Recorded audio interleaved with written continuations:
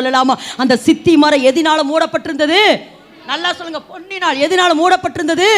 இன்னும் சொல்லுங்க. பொன்னினால். அதாவது அந்த ஆசாரிப்பு கூடாரத்திலிருந்து அந்த சித்தி மரம் முழுவதுமே பொன்னினால் மூடப்பட்டிருந்தது. இந்த பொன்னினால் எப்போ மூடப்படும் அப்படின்னு நீங்க கேட்டீங்கன்னா, தேவனை துதிக்க துதிக்க துதிக்க அந்த மகிமை நம்ம மேல வர வர வர வர அந்த மகிமை பொன்னினால் நம்மளை மூடிக்கொண்டே இருக்கு. நம்மளையும் தேவன் ஒரு உடைஞ்சு போகாத நிமிர்ந்து நிற்கக்கூடிய சித்தி மரம் எப்படி ஆசாரிப்பு கூடாரத்தில் இருந்ததோ, நம்ம தேவனை துதிக்க துதிக்க ஒருவேளை வெளியில நிறைய பிரச்சனையோட வரலாம், இந்த ஆலயத்துக்குள்ள வருகிற பொழுது பிரச்சனையோட போராட்டங்களோடு உள்ள வரலாம். நீங்க அப்படியே துதிக்க துதிக்க துதிக்க தேவ பிரசன்னம் அப்படியே மகிமை உங்களை மூட மூட மூட உங்க மேல அந்த பொன்னின் அபிஷேகம், அந்த தங்கத்தின் அபிஷேகம், அந்த மகிமையின் அபிஷேகம் உங்களை மூட மூட மூட நிமிர்ந்து நிற்கிறவர்களாய் மாறிக்கொண்டே இருப்பீர்கள்.